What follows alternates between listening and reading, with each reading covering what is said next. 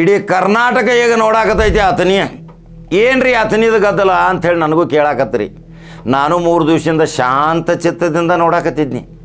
ಅಥಣಿಯಲ್ಲಿ ನಡೆದಿರುವಂಥ ಯಾರು ಗುಂಡಾಗಿರಿ ಮಾಡಿರು, ಯಾರು ಗುಂಡಾಗಳು, ಇದೊಂದು ಭಾಳ ಯಕ್ಷ ಪ್ರಶ್ನೆ. ಇದು ರಾಜಕೀಯ ತಿಕ್ಕಾಟದಿಂದ ಅಥಣಿ ಯಾವಾಗಲೂ ಒಂದು ಸಂಸ್ಕೃತಿ ಉಳ್ಳಂಥ ಶಿವಯೋಗಿಗಳ ನಾಡು, ಅದಕ್ಕೊಂದು ಬೆಲೆ ಕೊಡಬೇಕು. ಯಾವಾಗಲೂ ನೋಡ್ರಿ ನೀವು ಅಥಣಿಯಾಗ ಯಾವುದು ಗಲಭೆ ಇಲ್ಲ, ಯಾವ ತಂಟೆ ಇಲ್ಲ, ತಕರಾರಿಲ್ಲ. ಅಲ್ಲಿ ರಾಜಕಾರಣಿಗಳು ಸಹಿತ ಇಚ್ಛಾಶಕ್ತಿ ಉಳ್ಳವರು ಎಲ್ಲವನ್ನ ಸಂಭಾಳಿಸ್ಕೊಂಡು ಹೋಗ್ತಾರೆ. ಅಲ್ಲಿ ಜಾತೀಯತೆಯೂ ಇಲ್ಲ, ಜಾತ್ಯತೀತ ವ್ಯಕ್ತಿಗಳು, ಸರ್ವ ಜಾತಿ ಜನಾಂಗದವರು ಇವತ್ತು ಅಲ್ಲಿ ಶಿವಯೋಗಿಗಳ ಪಾದಕ್ಕೆ ಅಲ್ಲಿ ಪುಣ್ಯವಂತ ಜನ. ಅಥಣಿಯಲ್ಲಿ ಯಾಕೆ ಗಲಭೆ ನಡೆದಾವ, ಯಾಕೆ ಇಲ್ಲಿ ಗುಂಡಾಗಿರಿ ನಡೆದೈತಿ, ಹೊಡೆದಾಟ ಬಡದಾಟ ಅಂತ ಸಂಸ್ಕೃತಿ ಅಲ್ಲಿ ಅಥಣಿಯಲ್ಲಿ ಇದ್ದಿರಲಿಲ್ಲ. ಈಗ ಯಾಕೆ ಆಗಾಕತೈತಿ? ಇದು ಕೇವಲ ರಾಜಕೀಯ ವೈಷಮ್ಯ. ಅಲ್ಲಿಯ ಜನ, ಅಲ್ಲಿಯ ವ್ಯಾಪಾರಸ್ಥರು, ಅಲ್ಲಿಯ ಕೂಲಿಕಾರರು, ಅಲ್ಲಿಯ ರೈತರು, ಅಲ್ಲಿಯ ಧುರೀಣರು, ಅಲ್ಲಿಯ ಸಮಾಜ ಸೇವಕರು ಭಾಳ ಒಳ್ಳೆಯ ಸಂಭಾಯಿತರದಾರ. ಎಲ್ಲರ ಜೊತೆ ಸಮನ್ವಯದ ಕೊಂಡಿಯನ್ನು ಮಾಡ್ಕೊಂಡು ಜೀವನ ಮಾಡಕತ್ತಾರ. ಆದರೆ ಇವತ್ತು ಲಕ್ಷ್ಮಣ ಸವದಿ ಮತ್ತು ಲಕ್ಷ್ಮಣ ಸವದಿಯ ಚಿರಂಜೀವಿ ಚಿದಾನಂದ ಸವದಿ ಗುಂಡಾಗಿರಿ ಮಾಡ್ಯಾರಂಥೇಳಿ ಆರೋಪ ಹೊರಿಸಿ ಅವ್ರ ಮೇಲೂ FIR ಆಗೈತಿ. ಆ DCC ಬ್ಯಾಂಕ್ ನೌಕರ ಸಂಘದ ಅಧ್ಯಕ್ಷ ಅವನ ಮೇಲೆ ಹಲ್ಲೆ ಆಗೈತಿ ಅಂಥೇಳಿ ಒಬ್ಬ ಕಂಪ್ಲೇಂಟ್ ಕೊಟ್ಟಾನ. ಅವ್ರ ಮೇಲೂ FIR ಆಗೈತಿ. ಇವು FIRಗಳು ನಡೆದಾವ. ಕಾನೂನಿನ ಹೋರಾಟ ಇನ್ನು ತನಿಖೆ ಮಾಡೋರು ಯಾರು? ಇದೆಂಥ ರಾಜಕಾರಣ? ನಾವು ಅನೇಕ ವರ್ಷಗಳಿಂದ ನೋಡಿದ್ದೇವೆ. ಲಕ್ಷ್ಮಣ ಸವದಿ ಒಬ್ಬ ದಿಟ್ಟ ಹೋರಾಟಗಾರ, ಒಬ್ಬ ಅಭಿವೃದ್ಧಿಯ ಹರಿಕಾರ. ಇವತ್ತು ಅಥಣಿ ಇಂಚಿಂಚು ನೀರಾವರಿ ಮಾಡಿದಂಥ ಲಕ್ಷ್ಮಣ ಸವದಿ ಯಾವಾಗಲೂ ಅಭಿವೃದ್ಧಿ ಪರ. ಯಾಕಂದರೆ ಅವರ ರಾಜಕಾರಣ ಒಳ ಅಂತರ ಅದು ಸೆಕೆಂಡರಿ. ಆದರೆ ಅಥಣಿ ಜನರಿಗೆ ಇಂಥ ನಾಯಕ ಬೇಕು ಅಂತಾರ ಅಲ್ಲಿಯ ಜನ. ಅದಕ್ಕೆ 70,000 ಮತಗಳ ಅಂತರದಿಂದ ರಾಜ್ಯದಲ್ಲಿ 2ನೇ ಶಾಸಕ ದಾಖಲೆ ಮಾಡಿದಂಥ ಇದೇ ಲಕ್ಷ್ಮಣ ಸವದಿಯ ಅಭಿಮಾನಿಗಳು ಅಲ್ಲಿ ಭಾಳ ಅದಾರ. ಆದರೆ ಅಥಣಿಯಲ್ಲಿ ಗೊಂದಲದ ವಾತಾವರಣ ಯಾರು ಮಾಡಾಕತ್ತಾರ? ಇಲ್ಲಿ ತಪ್ಪು ಸಂದೇಶಗಳನ್ನು ಯಾರು ಕೊಡಾಕತ್ತಾರ? ತಪ್ಪು ಕಲ್ಪನೆಗಳನ್ನು ಯಾರು ಕೊಡಾಕತ್ತಾರ? ಇದರಿಂದ ರಾಜಕಾರಣ ಅಲ್ಲಿ ಹದಗೆಟ್ಟೈತಿ. ಆದರೆ ಅಥಣಿಯ ಪುಣ್ಯವಂತ ಜನ ನೀವೆಲ್ಲರೂ ಒಂದಾಗಿ 70,000 ಮತಗಳ ಅಂತರದಿಂದ ಇವತ್ತು ನೀವು ಲಕ್ಷ್ಮಣ ಸವದಿಯನ್ನು ಆರಿಸಿ ತಂದು ರಾಜ್ಯದ 2ನೇ ಶಾಸಕ ಎಂಬ ಹಿರಿಮೆ ನೀವು ಮಾಡಿದಿರಿ. ಆದರೆ ನೀವ್ಯಾಕೆ ಗಲಾಟೆ ಮಾಡಾಕತ್ತೀರಿ? ಲಕ್ಷ್ಮಣ ಸವದಿ ಅಭಿಮಾನಿ ಪಡ ಭಾಳ ಐತ್ರಿ. ಚಿದಾನಂದ ಸವದಿ ಯುವಕರ ಪಡೆ ಭಾಳ ಐತಿ. ಒಂದು ಸೀಟಿ ಹೊಡೆದ್ರೆ ಲಕ್ಷಾಂತರ ಜನ ಸೇರ್ತಾರ. ಶಕ್ತಿ ಐತಿ, ತಾಕತ್ತೈತಿ ಲಕ್ಷ್ಮಣ ಸವದಿಗೆ. ಆದರೆ ಲಕ್ಷ್ಮಣ ಸವದಿಯ ರಾಜಕಾರಣ ಮುಗಿಸಲಿಕ್ಕೆ ಮಾಡುತ್ತಿರುವ ಹುನ್ನಾರ ಯಾರು? ಇದಕ್ಕೆ ಕಾಣದ ಕೈವಾಡದ ಪುರುಷರು ಯಾರು? ಅಲ್ಲಿ ಮಹೇಶ ಕುಮಟಳ್ಳಿ ಜನಪ್ರಿಯತೆ ಇಲ್ಲ. ಮಹೇಶ ಕುಮಟಳ್ಳಿಗೆ ಅಲ್ಲಿ ರಾಜಕೀಯ ಭವಿಷ್ಯ ರೂಪಣೆ ಮಾಡಿಕೊಟ್ಟಂಥ ಇದೇ ಕರ್ನಾಟಕ ರಾಜ್ಯದ ಜಲಸಂಪನ್ಮೂಲ ಮಾಜಿ ಸಚಿವ ರಮೇಶ್ ಜಾರಕಿಹೊಳಿ. ರಮೇಶ್ ಜಾರಕಿಹೊಳಿ ಅಥಣಿಗೆ ಹೋಗ್ತಿರ್ಕಿಲ್ಲ ಅಂದ್ರೆ ಕುಮಟಳ್ಳಿ ಬರ್ತಿರ್ಕಿಲ್ಲ. ಆ ರಮೇಶ್ ಜಾರಕಿಹೊಳಿಯ ಶಕ್ತಿ ಅಲ್ಲಿ ಐತಿ. ಅಂದಾಗ ಮಹೇಶ ಕುಮಟಳ್ಳಿ ಇದೇ ಲಕ್ಷ್ಮಣ ಸವದಿಯನ್ನು ಸೋಲಿಸಿ ನೇರವಾಗಿ ವಿಧಾನಸಭಾ ಪ್ರವೇಶ ಮಾಡಿದರು ಒಂದು ಸಲ. ಇನ್ನು ಮುಂದೆ ಜೀವನದಾಗ ಬರುವುದಿಲ್ಲ ಮಹೇಶ ಕುಮಟಳ್ಳಿ. ಯಾಕ? ಜನಸಂಪರ್ಕ ಇಲ್ಲ, ಜನರ ಜೊತೆ ಬಾಂಧವ್ಯ ಇಲ್ಲ, ದೈನಂದಿನ ಜನತಾ ದರ್ಶನ ಇಲ್ಲ. ಲಕ್ಷ್ಮಣ ಸವದಿ ಮನೆಯಾಗ ದೈನಂದಿನವಾಗಿ ಜನತಾ ದರ್ಶನ, ಸುಖ ದುಃಖ ದುಮ್ಮಾನ. ಇವತ್ತು ಮಾಜಿ ಇರಲಿ ಹಾಲಿ ಇರಲಿ ಜನಸೇವೆ ಜನಾರ್ದನ ಸೇವೆ ಮಾಡ್ತಾನ ಅಂತಾರ ಲಕ್ಷ್ಮಣ ಸವದಿ. ನಾನು ಮರೆಯೋದಿಲ್ಲ ಅಂತಕ್ಕಂಥ ಮಾತನ್ನ ಈ ಸಂದರ್ಭದಲ್ಲಿ ಹೇಳಿಕ್ ಬಯಸಿ ಮತ್ತೊಮ್ಮೆ ನಿಮ್ಮೆಲ್ಲರಿಗೂ ಕೂಡ ಧನ್ಯವಾದಗಳನ್ನು ಅರ್ಪಣೆ ಮಾಡ್ತೀನಿ.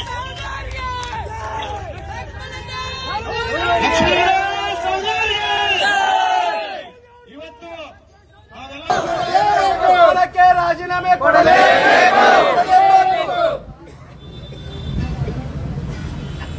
ಗುಂಡಾ ನಿರ್ದೇಶಕನಿಗೆ, ಗುಂಡಾ ನಿರ್ದೇಶಕನಿಗೆ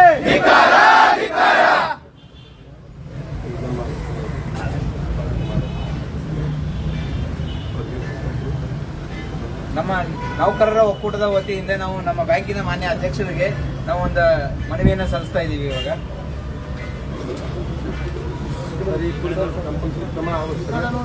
ದಯವಿಟ್ಟು ಯಾವುದೇ ರೀತಿಯಾದ ಕಾನೂನಾತ್ಮಕ ಕ್ರಮ ಜರುಗಿಸಿ ಅಂತ ನಮ್ದು ಮನವಿ ಐತೆ ಸರ್.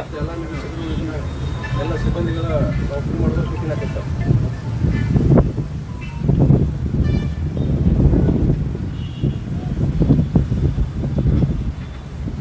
ಗುಂಡಾ ನಿರ್ದೇಶಕರಿಗೆ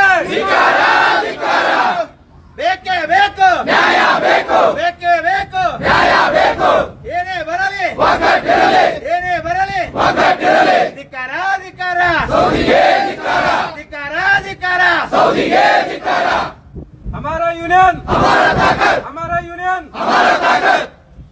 ಧಿಕ್ಕಾರ ಧಿಕ್ಕಾರ ಧಿಕ್ಕಾರ ಧಿಕ್ಕಾರ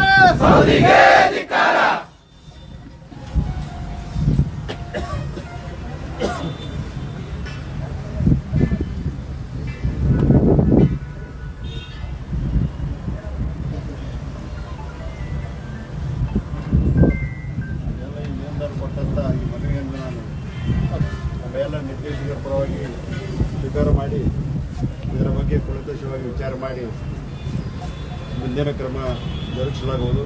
ಅದೇ ರೀತಿ ಎಲ್ಲ ಒಕ್ಕೂಟದ ಪದಾಧಿಕಾರಿಗಳು ಮತ್ತು ತಮಗೂ ಕೂಡ ಅಭಿನಂದನೆ ಕೂಡ ಸಲ್ಲಿಸ್ತೀನಿ. ಯಾವುದೇ ಥರ ಬ್ಯಾಂಕಿನ ವ್ಯವಹಾರವನ್ನು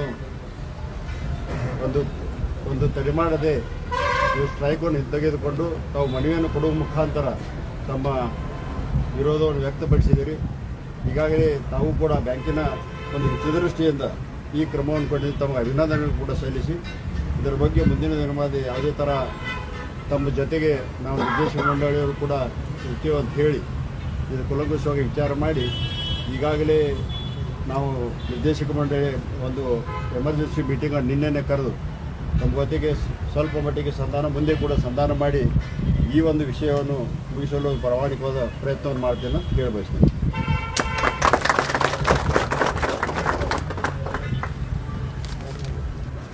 ಸರ್ ನಿನ್ನೆ ಒಂದು ಪ್ರೆಸ್ ಮೀಟ್ ಮಾಡಿದ್ದಾರೆ ಸರ್, ಬ್ಯಾಂಕಿನ ಬಗ್ಗೆ ತಪ್ಪು ಮಾಹಿತಿಯನ್ನು ಹೇಳಿ ಆಮೇಲೆ ನಮ್ಮ ಮೇಲೆ ಸುಮಾರು ಆರೋಪಗಳು ಮಾಡಿದ್ದಾರೆ. ಅವ್ರ ಮೇಲೆ ಸೂಕ್ತ ಕ್ರಮ ತಗೋಬೇಕಂತೇಳಿ ನಮ್ದೊಂದು ಮನವಿ ಇತ್ತು. ಬ್ಯಾಂಕಿನ ಮೇಲೆ ಯಾರಾದರೂ ಒಂದು ತಪ್ಪು ಮಾಹಿತಿಯನ್ನು ಕೊಟ್ಟರೆ ಅವ್ರ ಮೇಲೆ ನಾವು ಕ್ರಮವನ್ನು ತಗೋಬೇಕು. ಬ್ಯಾಂಕಿನ ಏನೇ ಇರಲಿ, ನಮ್ಮದು ವೈಯಕ್ತಿಕವಾಗಿ ಜಗಳ ಯಾರಾದರೂ ಕೂಡ ಇರ್ಬೋದು, ಅದು ಬ್ಯಾಂಕಿನ ಮೇಲೆ ಏನಾರ ಅಹಿತಕರ ಘಟನೆ ಅಥವಾ ಬ್ಯಾಂಕಿನ ಮೇಲೆ ಯಾರಾದರೂ ಮಾತಾಡಿ ನಾವೆಲ್ಲರೂ ಅದಕ್ಕೆ ಇಲ್ಲ, ನಾವು ನೋಡಿಲ್ಲ, ನೋಡಿದ ನಂತರ ಅದನ್ನು ಸರ್ ಈಗ ಸೌದಿ ಅವ್ರು ಹೇಳ್ತಿದ್ದಾರೆ ಸರ್, ನಾವೊಂದು ವಿನಂತಿ ಅಂದ್ರೆ ಇನ್ನೊಂದು ಕೇಳ್ತೀವಿ ಸರ್. ನಾವು ಅವ್ರ ಹಳೆಯನ ವರ್ಗಾವಣೆ ನಮ್ಮ ಪಾತ್ರ ಐತೆ ಅಂತ ಹೇಳ್ತಾರೆ. ನಾವು ಏನಂತ ಇನ್ವಾಲ್ವ್ ಅದೇನು ಸರ್? ಅದನ್ನ ಕಾಯ್ದೆ ಯಾರು ಮಾಡಿದ್ರಿ? ಅಲ್ಲ, ಕಾಯ್ದೆ ನಾವು ಬೋರ್ಡ್ದವರು ಮಾಡಿದ್ದೀವಿ.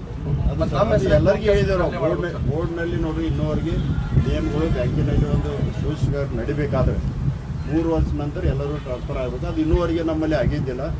ವಿಶೇಷವಾಗಿ ನಮ್ಮ ಎಲ್ಲ ನಿರ್ದೇಶಕ ಮಂಡಳಿ ಸಭೆಯಲ್ಲಿ ನಾನು ಇಟ್ಟಾಗ 10 ವರ್ಷ ನಂತರ ಅದನ್ನು ಮಾಡೋಣ ಅಂತ ಇಟ್ಟಾಗ ಎಲ್ಲರೂ ಸೇರಿ 5 ವರ್ಷ ನಂತರ ಯಾರು ಒಂದೇ ಜಾಗಕ್ಕಿದ್ದಾರೆ ಅವ್ರನ್ನ ಟ್ರಾನ್ಸ್ಫರ್ ಮಾಡಬೇಕಂತ ಒಂದು ವಿಷಯ ಒಂದು ಸರ್ವಾನುಮತದಲ್ಲಿ ಪಾಸ್ ಮಾಡಿದ್ದಾರೆ.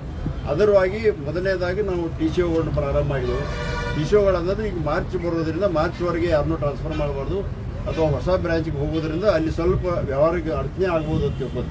ಮಾರ್ಚ್ ನಂತರ ಬ್ರಾಂಚ್ ಮ್ಯಾನೇಜರ್ ಇರ್ಬೋದು ಮತ್ತು ಬ್ಯಾಂಕ್ ಇನ್ಸ್ಪೆಕ್ಟರ್ ಇರ್ಬೋದು, ಇವ್ರನ್ನ ಪ್ರಾರಂಭ ಮಾಡಿ ನಂತರ ಕ್ಲರಿಕಲ್ ಲೆವೆಲ್ ಅಂದರೆ ಒಮ್ಮೆ ಎಲ್ಲ ಬ್ಯಾಂಕಿನಾಗ ಮಾಡಬೇಕಂತ ಬರೋದಲ್ಲ, ಹಂತವಾಗಿ ಮಾಡಬೇಕಂತ ತಿಳ್ಕೊತೀವಿ. ಮತ್ತು ಇನ್ನೊಂದವರು ಕೂಡ ಅದಕ್ಕೆ ಸಹಕಾರ ಕೊಟ್ಟಿದ್ದಾರೆ. ಎಲ್ಲ ನಮ್ಮ ನಿರ್ದೇಶಕರು ಕೂಡ ಸಹಕಾರ ಕೊಟ್ಟಿದ್ದಾರೆ. ಎಲ್ಲ ಕಾರ್ಮಿಕರು ಕೂಡ ಅದಕ್ಕೆ ಸಹಕಾರ ಮಾಡಿದೆ. ಅದರದ್ದೇನೂ ಪಾತ್ರ ಇಲ್ಲ. ಅದನ್ನು ಅದು ತಪ್ಪು ತಿಳುವಳಿಕೆ ಅದ, ಅದರದ್ದೇನೂ ಪಾತ್ರ ಇಲ್ಲ ಅಂತ ನಾನು ಹೇಳ್ತೇನೆ. ಯಾರ್ದೂ ಪಾತ್ರ ಇಲ್ಲ. ನಾವು ನಿರ್ದೇಶಕ ಮಂಡಳಿ ಆ್ಯಸ್ ಎ ಅಧ್ಯಕ್ಷ ಆಗಿ ನಾವು ನಿರ್ಣಯವನ್ನು ತಗೋತೀವಿ ಹೊರತು ಇದು ಯಾರ್ದೂ ಒತ್ತಡ ಇಲ್ಲ.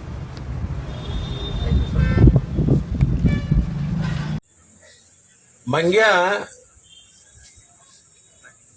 ತನ್ನ ಮರಿನ ಬಗಲ ಹಿಡ್ಕೊಂಡು ಹೋಗಿರ್ತೈತಿ, ಅದು ಕುತ್ತಿಗೆ ಬರ್ತಕ ನಿಂದಿರ್ತೈತಿ. ಕುತ್ತಿಗೆ ಬಂದು ನಾನು ಮುಳುಗ್ತೀನಿ ಅನ್ನೋದು ಅದು ಕರು ಆದ್ಮೇಲೆ ಮಂಗ್ಯ ತನ್ನ ಮರಿನೂ ಸಹಿತ ತೆಳಗೆ ಹಾಕಿ ಅದ್ರ ಮ್ಯಾಗ ನಿಂತದ್ದು ಕೇಳಿದ್ವಿ ನಾವು. ಇಟ್ ಸಾಕಂತ ನನ್ಗನ್ನಿಸ್ತದೆ ಇವತ್ತು ಹೇಳಿಕೆ.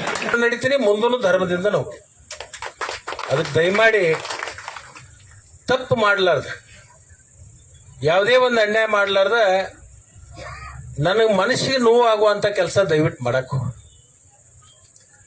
ಮತ್ತು ನನ್ನ ಮನಸ್ಸಿಗೆ ಯಾರ್ಯಾರು ನೋವು ಮಾಡ್ಯಾರ ಅವರಿಗೆ ಅವಾಗ ಭಗವಂತ ಏನೇನು ಯಾವ್ಯಾವ ಕಾಲದಾಗ ಏನೇನು ಮಾಡಬೇಕು ಅದನ್ನು ಮಾಡಿದ್ದೂ ಕೂಡ ನಾ ಕಣ್ಣಾರೆ ಕಂಡಿದ್ದೆ. ಅಂದ್ರೆ ಆ ಮಹಾತ್ಮರ ಒಂದು ರಕ್ಷಾ ಕವಚ ಹೆಂಗ ಒಬ್ಬ ವ್ಯಕ್ತಿಗೆ ಇರ್ತದೆ ಅನ್ನೋದು ನನಗದು ಅರಿವಿಲ್ಲ. ಅದಕ್ಕೆ ಇವತ್ತಾಯ್ತು ಅವ್ರು ಪೊಲೀಸ್ ಸ್ಟೇಷನ್ ಮುಂದೆ ಕುಂತಿದ್ದಾರೋ ನೋಡೋಣ. ಅವ್ರು ಬಹುತೇಕ ಇಲ್ಲಿ ಬರೋರಿದ್ದಾರೆ, ಬಹುತೇಕ ಇಲ್ಲಿ ಬಂದು ನಮ್ಮ ಮನೆ ಮುಂದೆ ಕೂಗಾಟ ಮಾಡಿ ಹಾರಾಟ ಮಾಡಿ ಧಿಕ್ಕಾರ ಕೂಗಿ ಬಹುತೇಕ ಅವರಿಗೆ ಕಲ್ಲ ಅದು ಇದು ಜೋಡಣೆನೂ ಮಾಡಕ್ ಹೇಳಿದ್ರು. ಆದ್ರೆ ಒಂದೇನಂದ್ರೆ ಅದನ್ನ ಕೇಳ್ಕೊತ ಇದ್ದಿ, ಯಾವಾಗ ಬರ್ತಾರ ಅವಾಗ ಇಲ್ಲಿ ಬರಬೇಕು, ಏನ್ ಅವ್ರು ಮಾಡ್ತಾರ ಅದನ್ನ ಮಾಡಿಸ್ಕೋಬೇಕು ಅಂತ ಹೇಳಿ ನಾನು ಸಿದ್ಧನಾಗಿದ್ದೆ. ನಾ ದರೂರ್ ಬಂದು ಚಿಕ್ಕಟ್ಟಿಗೆ ಬರೋದ್ರಾಗ ಇಲ್ಲ ಮಂದಿ ಭಾಳ ಕೊಡಿರು ಮತ್ತೆ ಬರಬೇಕು ಅಂತೇಳಿ ಚಿದು ಫೋನ್ ಮಾಡಿದ, ನಡ್ರಿ ಗಾಡಿ ಅಂತ ಹೇಳಿ ಈ ಕಡೆ ಬಂದು ಬರೋದ್ರಾಗ ನಿಮ್ಮನ್ನು ನೋಡಿದ ಮೇಲೆ ನನಗನಿಸ್ತು ಲಕ್ಷ್ಮಣ ಸವದಿ ಪುಣ್ಯದ ಪರವಾಗಿ ಇನ್ನೂ ಕೆಲವೊಂದು ಜನ ಈ ತಾಲೂಕದೊಳಗೆ ಧೈರ್ಯ ಕೊಡ್ಲಾಕ ಮತ್ತು ನನಗೆ ಬೆಂಬಲಿಸ್ಲಿಕ್ಕೆ ಬಂದಿರತಕ್ಕಂಥದ್ದು ಬಹುಶಃ ನಿಮ್ಮ ಬೆಂಬಲ, ನಿಮ್ಮ ಒಂದು ಸಹಕಾರ, ನನ್ನ ಮೇಲೆ ಇಟ್ಟಿರ್ತಕ್ಕಂಥ ಒಂದು ಪ್ರೀತಿ ವಿಶ್ವಾಸಕ್ಕೆ ನಾನು ಸದಾಕಾಲ ನಿಮಗೆ ಋಣಿಯಾಗಿರ್ತೀನಿ ಅಂತಕ್ಕಂಥ ಮಾತನ್ನು ಈ ಸಂದರ್ಭದಲ್ಲಿ ಹೇಳಿ ನೋಡೋಣ. ಅವರು ಏನು ನೀವೇನು ಗಾಬರಿ ಆಗಬೇಡ್ರಿ. ಯಾರು ಮಾಡಲಿ ಅತನೇ ಯಾವಾಗ ಬಂದಾಗಿಲ್ಲ ಅಂತ ಬಂದಾಗಿರ್ತದೆ, ಬಂದ್ ಮಾಡಲಿ.